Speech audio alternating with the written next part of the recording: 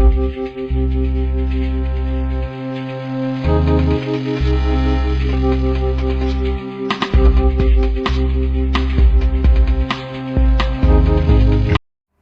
buenas a todos, bienvenidos a La Brújula, el espacio que se centra en la exploración y indagación del ser humano y su consecuente provecho.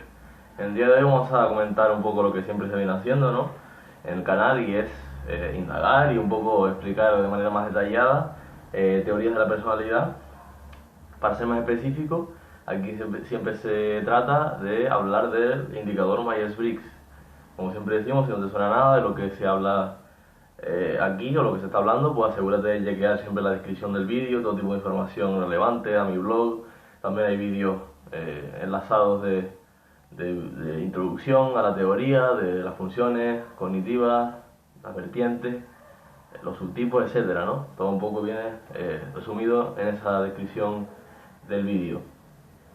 Dicho lo cual, vamos a adentrarnos un poco en lo que nos incumbe hoy, y es hablar sobre los subtipos, que también hemos venido hablando bastante sobre los subtipos últimamente. Y específicamente vamos a tratar el subtipo del INTJ. El INTJ, que es esa personalidad tan poco común, ¿no? Siempre hablábamos que es de las menos comunes, junto al INFJ, por lo que siempre es preciso detallar cómo son, porque es muy difícil ver a uno de ellos, ¿no? Como siempre decimos, en la descripción también están la tabla de las funciones cognitivas con respecto a todas las 16 personalidades, ¿no?, bien explicadas, pero no lo vamos a dar por ello, que toda la audiencia se las sepa de memoria, las funciones cognitivas, así que las decimos aquí de nuevo, ¿no? En este caso, para hablar del INTJ, se dice las funciones del INTJ: ni, te, fi, se. Esto quiere decir que el primer subtipo que podríamos ver del INTJ sería el ni INTJ. Esto quiere decir que el INTJ es un subtipo, es una personalidad con un subtipo bastante profundo, en lo que se traduciría en una persona bastante calmada, bastante reflexiva, ¿no? Un poco como veíamos también en ese ni INFJ, ¿no?, que se centraba un poco más en los pensamientos filosóficos, era en aquella ocasión, en aquel caso, y aquí un poco más en los procedimientos, el ni INTJ, un poco más en los procedimientos que él puede indagar y que pueden encajar en un futuro a una teoría que no está para nada inventada, que no es nada convencional y que es totalmente transgresora. Pues un poco lo que haría ese ni INTJ, focalizarse demasiado en lo interno, en las interpretaciones de los procedimientos, no es tanto filosofar, ¿no?, como podría ser el ni INFJ, pero sí desentrañar las intrincadas dificultades que hay en el pensamiento humano, ¿no?, y digamos en los conceptos que nos envuelve que envuelve a la mente y que nos envuelve a los seres humanos, al fin y al cabo. Un poco como el que intenta descifrar todo eso que nos inquieta, ¿no?, pero de una manera bastante profunda y bastante revolucionaria, en el sentido de que sabe de alguna manera anticiparse y revolucionar los procedimientos que ya se conocen hoy día, ¿no? Sería un poco el ni INTJ, ¿no? El T INTJ sería que sobredesarrolla la segunda función. Antes sería sobredesarrollando el ni, y ahora este subtipo T INTJ sería sobredesarrollando ese T secundario, ¿no? Entonces, ¿qué haría? Pues es un poco un INTJ que se centra un poco más en esa productividad, en esas metas, en ese resultado, y que ese resultado sea lo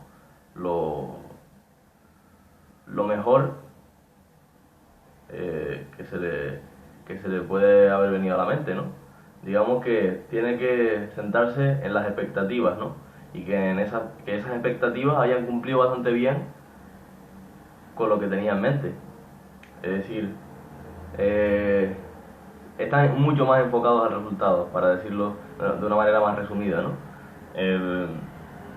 No tienen tanto esa pausa para reflexionar, ¿no? Y para, digamos, darse un lapso de tiempo, parar y empezar a divagar sobre las posibles posibilidades, ¿no?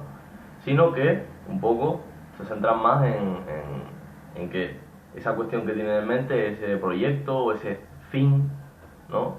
Realmente tenga un valor tangible al fin y al cabo, en el resultado, en el objetivo, sea bastante útil y eficiente y que realmente cumpla esos estándares que tiene en la cabeza. O sea, que cumpla realmente las expectativas que tenía en la cabeza, ¿no?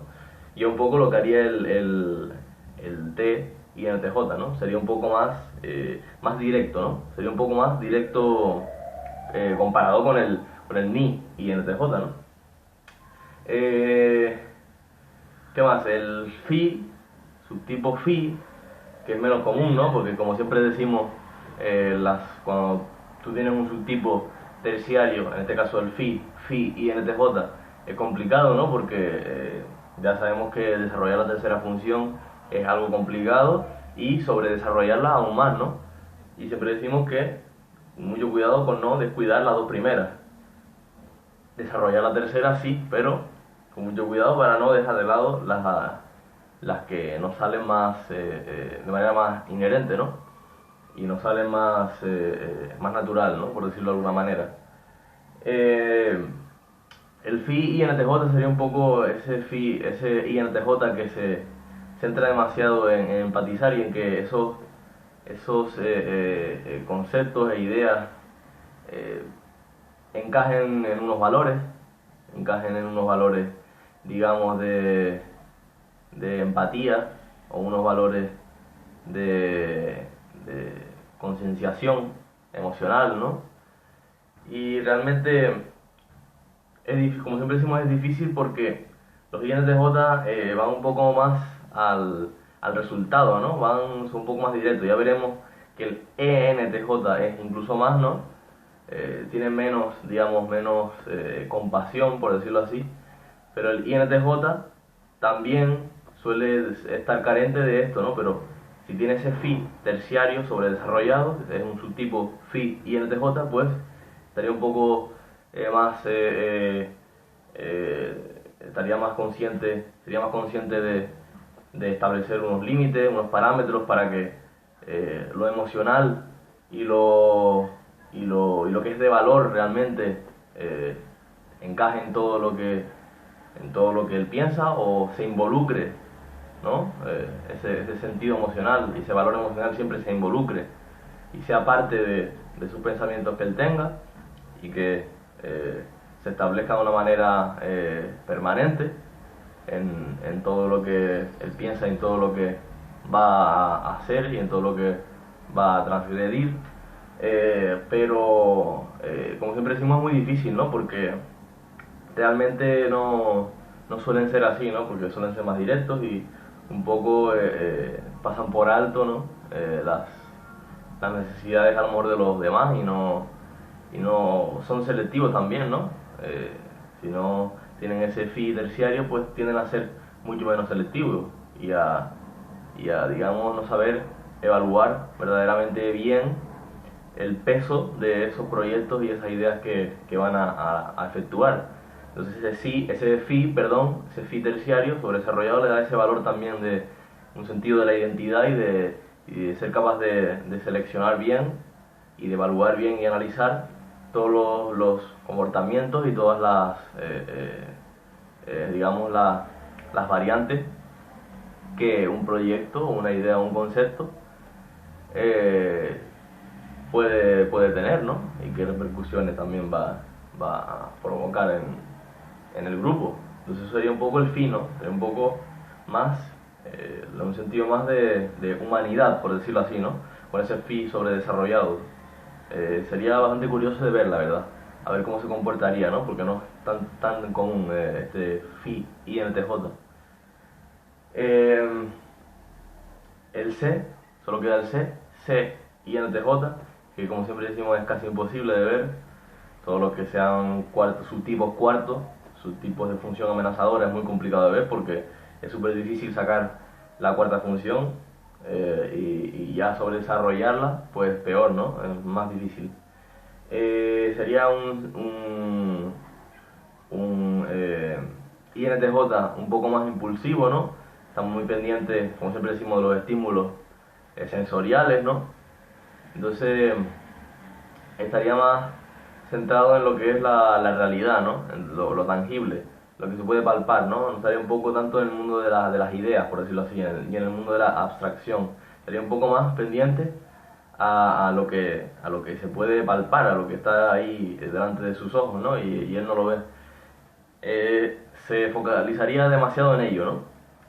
Y por eso decimos que sería un poco más impulsivo, sabría tomar un poco más, no decisiones, pero sí embarcarse en muchos proyectos, ¿no? Diferentes. Y no a lo mejor centrarse solamente en ese que él quiere exprimir hasta el máximo, ¿no?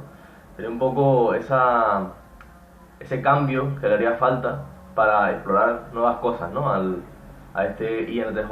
Pero como siempre decimos, es muy difícil de ver porque C INTJ es prácticamente imposible, ¿no? Porque es muy difícil sacar esta función cuarta. Y no se podría hablar mucho más porque no hay que alargar mucho más el vídeo. Yo creo que se ha hablado bastante de los subtipos ya. Este es el último de todos.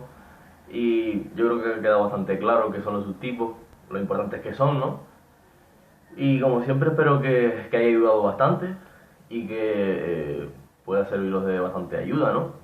Así que solo me queda despedirme y ya comentaremos muchos más debates, muchas discusiones más sobre personalidades, sobre otros temas. Y así que como siempre digo, muchísimas gracias. Suscribiros si no lo estáis, comentad, compartir cualquier sugerencia para que pueda avanzar un poco más el canal. Y en definitiva, muchísimas gracias por estar siempre ahí, así que un fuerte saludito, hasta la próxima.